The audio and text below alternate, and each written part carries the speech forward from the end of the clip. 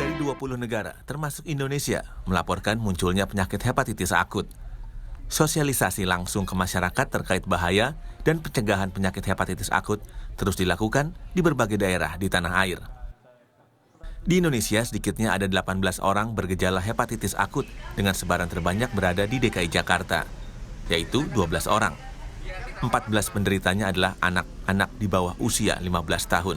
Sementara 7 orang dari 18 orang bergejala hepatitis akut tersebut meninggal dunia. Hal yang lebih mengkhawatirkan, penyakit hepatitis akut diduga juga menular lewat udara. Dan tentu saja karena ini juga ada sekitar 25% ini diduga seperti yang dilaporkan di pemerintah Inggris, itu juga penyebarannya melalui saluran pernapasan. Maka memakai masker itu merupakan kewajiban bagi kita semua, kemudian juga menjaga jarak dan sekaligus juga menghindari kerumunan. Epidemiolog Griffith University Australia, Diki Budiman menyatakan, adanya dugaan hepatitis akut menular lewat udara membuat pencegahan penyakit ini sebaiknya sama dengan pencegahan penyebaran COVID-19. Adanya potensi dugaan ya bahwa hepatitis ini disinyalir daripada beberapa kasus terdeteksi menular melalui saluran nafas atau inhalasi, sebagaimana juga misalnya di adenovirus juga melalui inhalasi, dan juga bahwa pada beberapa kasus seperti di Israel 90% kasus infeksi hepatitis ini terjadi pada anak yang sudah pernah terinfeksi COVID-19, yang artinya mekanisme penularannya juga tidak kita harus cegah dalam kaitan mencegah terinfeksi COVID-19. Pemerintah menyiapkan RSPI Sulianti Saroso untuk menangani pasien hepatitis akut. Jika hepatitis akut terbukti menular lewat udara, maka Kementerian Kesehatan perlu melakukan langkah cepat untuk memutus mata rantai penyebaran hepatitis akut di Indonesia. Tim Liputan, Kompas TV. Sedikitnya sudah ada warga di 20 negara yang terpapar hepatitis akut dan Indonesia menjadi salah satunya. Kementerian Kesehatan menyatakan ada 7 orang yang meninggal akibat penyakit hepatitis akut ini. Dan yang lebih mengkhawatirkan, dugaan penyakit hepatitis akut juga menular lewat udara seperti COVID-19. Sejauh mana dugaan ini bisa dikonfirmasi kebenarannya, kita akan bahas bersama para narasumber yang sudah hadir secara daring. Ada Profesor Hanifah Aswari, spesialis gastrohepatologi anak RSCM, dan ahli keamanan kesehatan global Griffith Australia, ada Pak Diki Budiman. Selamat pagi, Prof. Hanifah dan juga Pak Diki. Selamat pagi, Timothy. Terima kasih sudah bergabung bersama kami pada hari ini. Prof. Hanifah, tentu orang tua saat ini memiliki banyak pertanyaan mengenai bagaimana bisa menjaga kesehatan anak dan menghindarkan anak dari paparan hepatitis akut yang saat ini ya sangat-sangat mengkhawatirkan, mengingat juga angka kematiannya tampaknya cukup tinggi gitu, Prof. Tapi mungkin apa yang harus kita ketahui untuk mencoba mengubah ketakutan orang tua ini menjadi sebuah kewaspadaan yang benar-benar efektif untuk menjaga anak-anak kita, Prof. Hanifah? Terima kasih, Timothy. Jadi kalau kita lihat datanya, ya laporan-laporan yang meninggal, kasus-kasus yang bertambah itu semuanya perlu konfirmasi lebih lanjut. Jadi artinya kita sedang memilah-milah mana yang betul-betul sesuai dengan kriterianya probable WHO. Karena itu sampai tadi malam pun kami diajak rapat oleh Kemenkes untuk membahas satu persatu kasus tersebut. Jadi saya kira penambahan kasusnya mungkin ada, tetapi bukan sangat cepat seperti pada SARS-CoV ya, pada virus corona yang kita kenal baru masih tetap kita tahu masih berlangsung. Jadi para orang tua tetap waspada, tetapi jangan khawatir berlebihan karena penyebarannya tidak secepat virus corona. Ini kan sudah mulai banyak orang tua yang juga membawa anaknya untuk beraktivitas. Bahkan kita hari ini juga kan hari libur, Prof. Banyak juga yang membawa anak-anaknya untuk berlibur. Apakah ini perlu dihindari dulu kah atau mengambil langkah khusus saja atau bagaimana, Prof? Saya kira kita mesti bereaksi yang proporsional ya. Artinya kita bukan menghindari dari seluruhnya karena ini kita tahu bukan seperti corona juga, penyebaran kasusnya tidak seperti corona yang sangat cepat bertambahnya, tetapi tentu unsur kewaspadaan perlu ditingkatkan, dinaikkan agar tidak terkena dari keadaan seperti ini. Jadi saya kira asal bisa dijaga pola hidup sehat ya, pencegahan-pencegahan yang dianjurkan, tidak masalah berlibur, tetapi tetap waspada. Nah, yang perkembangan terbaru ini adalah bahwa ada kecurigaan ini bisa menular melalui udara. Ini juga pada saat COVID-19 dikatakan airborne, ini sepertinya akan dan kita lihat waktu itu penularannya langsung begitu cepat setelah ini dipahami gitu, Prof. Sejauh apa kita juga sudah memahami bahwa ini memang benar menular melalui udara, dan apakah semudah itu benar-benar dihirup pun kita bisa terjangkit, khususnya anak-anak? Kalau melihat data-datanya, memang kita belum tahu penyebab dari keadaan hepatitis akut berat yang saat ini belum diketahui sebabnya. Tetapi ada yang kita ketahui, misalnya kita ketahui gejala-gejala pasien-pasiennya, kita tahu profil virus yang sudah dilaporkan dari baik tim Inggris terutama ya, bahwa gejala yang paling banyak itu adalah kuning, muntah. Itu kira-kira 70% itu di kuning dan muntah ya. Buang air besar, dempul, letargi, diare itu kira-kira 50%, sakit perut 41%, dan gejala saluran nafas itu lebih kecil 18%. Jadi dari data ini kita melihat bahwa meskipun memang umumnya gejala saluran cerna, tetapi ada juga yang gejalanya saluran nafas. Jadi inilah menyebabkan kita perlu hati-hati untuk kemungkinan penularan melalui saluran nafas.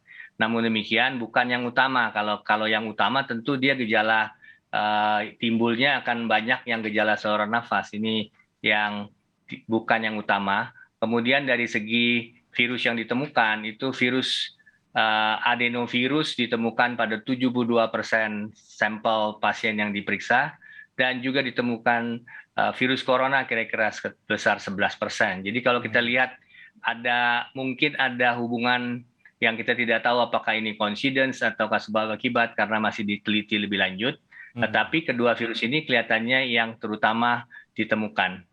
Kalau melihat bahwa adenovirus yang ditemukan itu spesies F tipe 41, maka itu penyebarannya melalui saluran cerna, karena yang adenovirus yang lain memang ada yang saluran nafas, tetapi khusus untuk adenovirus 41 dia menyebar melalui saluran cerna fekal oral. Kalau SARS-CoV kita sudah tahu bahwa dia lewat saluran nafas. Ya. Oke, nah saya ke Pak Diki. Dengan masih minimnya informasi yang kita pahami mengenai adenovirus ini, langkah apa sebenarnya yang bisa dilakukan tanpa juga mengambil langkah yang berlebihan, tapi juga tanpa mengurangi kewaspadaan? Sejauh apa kita bisa, mungkin adakah pembatasan yang harus dilakukan atau adakah penyaringan yang harus kita lakukan untuk menjamin bahwa ini tidak menyebar lebih jauh? Ya, saya sepakat dengan Prof. Hanifah ya, bahwa menghadapi apalagi ini penyakit baru yang kita masih harus menunggu data solid, tindakan prevention atau pencegahan itu menjadi penting. Dan sebetulnya yang namanya tindakan pencegahan ini adalah sebetulnya perilaku yang sudah lama digaungkan bahkan sebelum pandemi, yang namanya pola hidup sehat, personal hygiene ya, yang cuci tangan, memakai masker, kemudian family hygiene-nya juga jangan lupa, dan juga community hygiene. Ini kan sesuatu yang mau ada hepatitis atau tidak kan harus kita lakukan gitu. Dan tidak ada salahnya. Jadi sembari kita menunggu data yang lebih solid, kita sampaikan pada publik bahwa sebetulnya ini adalah satu permasalahan yang mau nggak mau akan ada sebetulnya. Dan sebetulnya kalau saya mengamati selama pandemi ini bukan kali pertama sih, walaupun ini yang paling signifikan penambahannya. Seperti di India ya, seiring waktu peningkatan kasus waktu gelombang Delta, bahkan waktu Alpha, bahkan tren Omicron, kasus hepatitis di India itu meningkat gitu.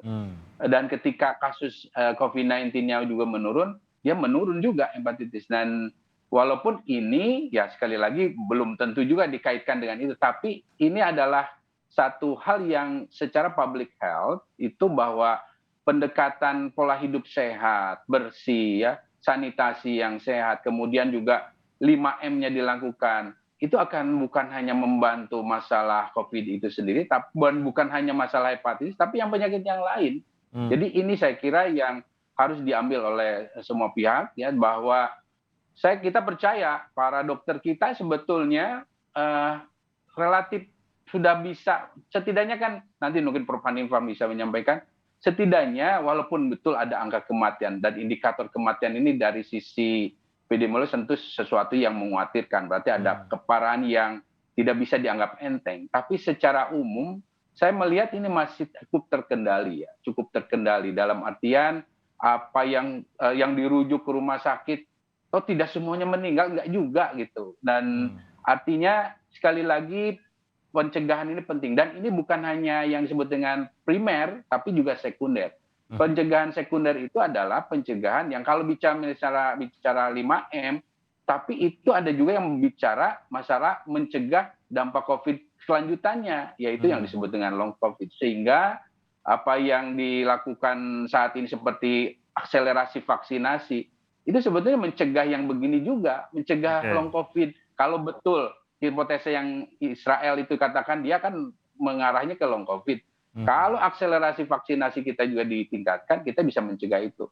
Jadi saya kira saat ini sembari menunggu masyarakat, saya imbau juga tidak perlu terlalu panik ya, tapi waspada saya sepakat sangat penting dan tidak boleh anggap enteng, nggak boleh menganggap enteng. Dan betul kalau misalnya bepergian ya selektif saja. Kalau memang perlu ya dilakukan. Kalau tidak ya sebaiknya ya sudah di rumah. Tidak juga perlu ada lockdown. Tidak, saat ini jangankan hepatitis ini, kalaupun nanti COVID ini meningkat kasusnya, lockdown itu udah nggak perlu, udah nggak populer ya, karena juga bukan masalah tidak terlalu efektif juga, karena modal imunitas kita sudah relatif jauh lebih baik. Kalau lebih fokus kepada mungkin lokasi atau kegiatan yang memang melibatkan khususnya anak-anak di bawah usia 16 tahun seperti sekolah misalkan, apakah ini yang paling tidak fokus pembatasannya di situ sekarang? Ya, saya kira karena ini mayoritas kasus kan sebetulnya paling banyak kan di bawah 5 tahun, tapi kan secara umum di anak walaupun di dewasa sekarang sudah terdeteksi. Bahkan di awal pandemi terjadi di Wuhan sebenarnya hepatitis ini kan terdeteksi. Nah, saat ini menjelang ada PTM, penerimaan baru siswa baru, saya kira itu bisa tetap berjalan ya dengan protokol yang ketat. Pastikan anak-anak ini khususnya di atas 6 tahun ya sudah 2 dosis setidaknya gitu, atau kalau bisa memang sudah waktunya booster, terutama orang dewasa sekitarnya. Nah ini kalau apalagi untuk anak-anak yang belum bisa divaksinasi, ya orang dewasa ini ya harus berperilaku lebih disiplin lah dalam hal protokol kesehatannya, termasuk segera di booster. Karena ini yang akan juga membantu. Selain bahwa PTM saya kira masih bisa dilakukan ya dengan terus evaluasi. Saya kira ini kan perkembangan yang sangat dinamis. Misalnya nanti tim medis dari Prof. Hanifah dan tim mendapatkan sesuatu yang lebih serius, ya itu baru kita bergerak. Tapi sembari menunggu itu kan kita tidak abai.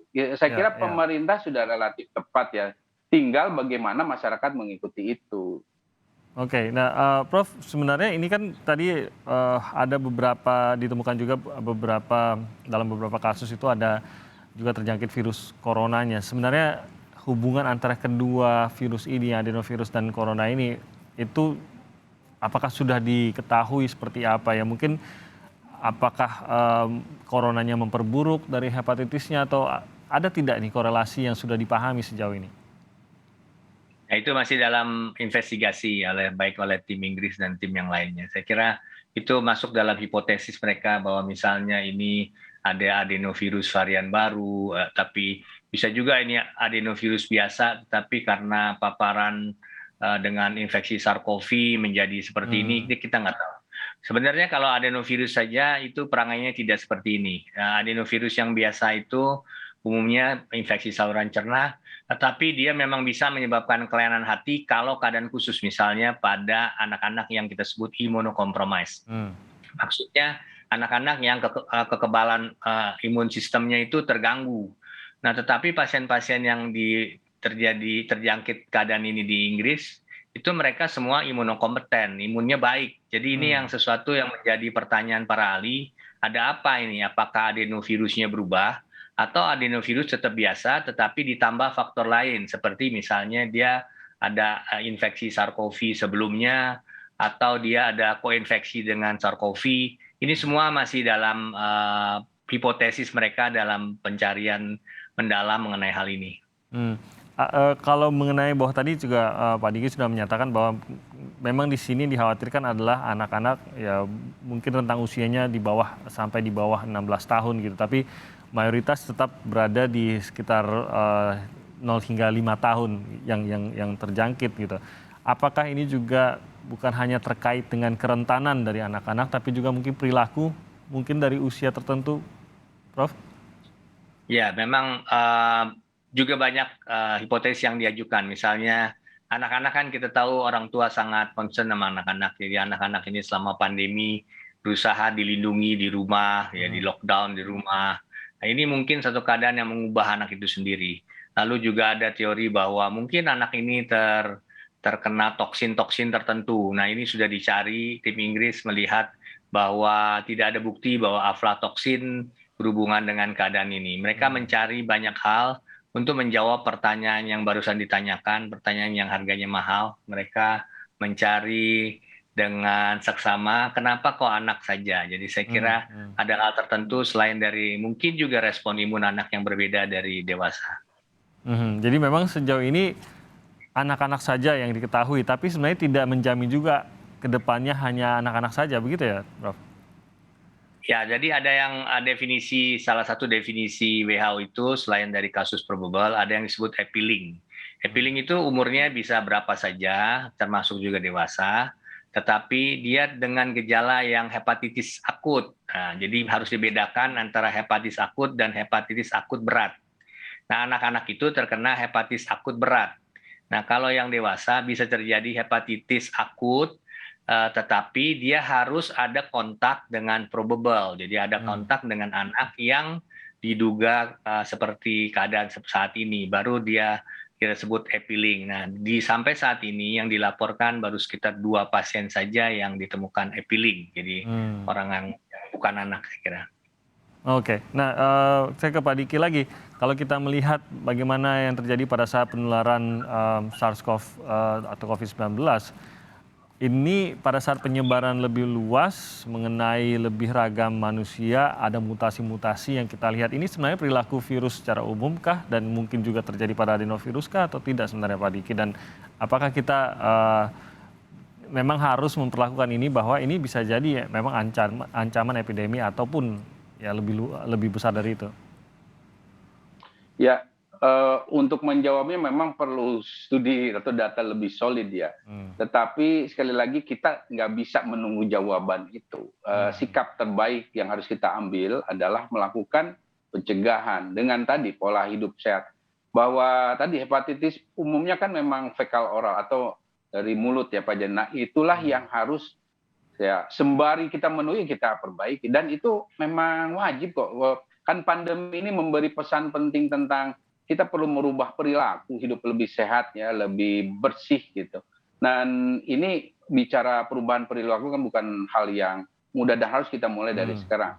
Selain itu bicara pandemi ini ya COVID-19 khususnya memang melahirkan banyak kasus-kasus yang sebelumnya sudah juga akhirnya ditemukan terkait COVID-19. Seperti misalnya ada kasus stroke pada usia dewasa muda, ya, atau miokarditis, atau embolik paru. Nah, hal-hal seperti ini di awal-awal mengagetkan memang. Oh, ini kematian mendadak. Itu juga sama seperti itu. Tapi karena cepat dapat datanya dan terutama dari otopsi ya, akhirnya bisa diketahui korelasinya dengan COVID-19.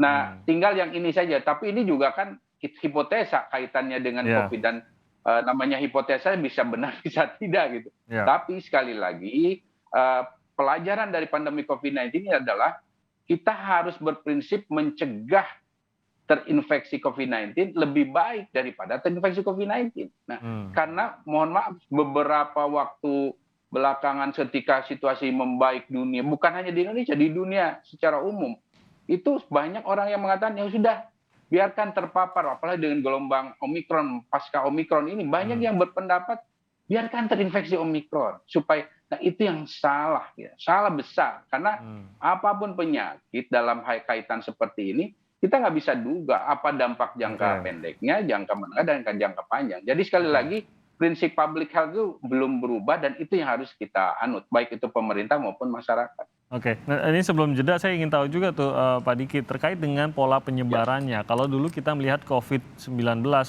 tampaknya selalu ada keterkaitan antara COVID yang menular ke sebuah negara dengan seseorang yang berinteraksi dengan seseorang yang mengidap COVID di negara mungkin yang dia kunjungi gitu. Nah kalau ini kita lihat tersebarnya sudah cukup jauh di Indonesia ada, padahal dimulai dari Inggris dan ada 20, ada ya mungkin kalau dikurangi Indonesia Inggris 18 negara lainnya gitu. Apakah ini ada patient zero-nya kah yang memulai semua ini kah atau memang sesuatu pola yang baru ditemukan dan memang sporadis begitu, tidak benar-benar dimulai dari satu orang? Ya, keterbatasan data genomik kita ya, surveillance genomik, kemudian keterbatasan surveillance secara umum membuat agak sulit dengan cepat kita dapat data solid ini untuk menjawab ini ya. Tapi secara pengamatan saya dari data-data itu belum ada korelasi terhubung. Kalau yang tadi disebutkan Prof mungkin yang di within country-nya ya, di dalam negaranya. Nah, kalau antar negaranya ini saya belum melihat ada korelasi itu gitu. Jadi berbeda misalnya, agak melenceng sedikit tentang polio misalnya. Sekarang while polio meningkat itu ada Pakistan dengan Malawi. Nah kalau ini enggak, saya belum melihat dan mudah-mudahan tidak lah. Karena kalau itu ada, itu berita buruk. Dan saya kira agak kecil atau jauh lah kemungkinannya, apalagi kalau dikaitkan dengan pandemi tersendiri ya. Karena kriteria pandemi itu sendiri juga tidak mudah ya. Dan saya kira untuk memenuhi ini juga hepatitis ini agak-agak jauh ya secara teoritis ya. Tapi sekali lagi kita tidak bisa mengambil langkah seperti overconfidence atau lebih ambil aman saja, tapi kita harus lebih banyak melakukan upaya mitigasi ya. Skenario terburuk tentu harus kita utamakan dan kabar baiknya sekali lagi kasus-kasus ini antar titik-titik ini terutama antar negara saya belum melihat ada hubungan ya. Berbeda dengan ketika misalnya COVID-19 dulu ya. Eropa bisa meledak seperti itu karena ada kasus penerbangan hanya satu warga negara Eropa yang pulang ke Inggris ini menyebar atau dari Italia. Nah kalau ini ya mudah-mudahan tidak ya. Sementara yang saya bisa amati kan harus dari data, sementara nggak ada Mas Timothy. Aman. Ya ini pun kita masih terus mempelajari dan mengumpulkan datanya para ahli lah paling tidak gitu. Oke kita akan lanjutkan lagi. Mungkin banyak orang tua juga yang ingin bertanya dan ingin mengetahui mengenai hepatitis akut ini. Karena bagaimanapun juga para ahli pun masih menyebutnya sebuah hepatitis yang misterius. Kami akan membuka kesempatan bagi orang tua yang ingin bertanya langsung kepada Prof. Hanifah dan juga Pak Diki. Kita buka interaktif, jadi Anda silakan menghubungi kami di nomor telepon interaktif 021 5366 0500. Kami akan terima telepon Anda usai jeda berikut ini.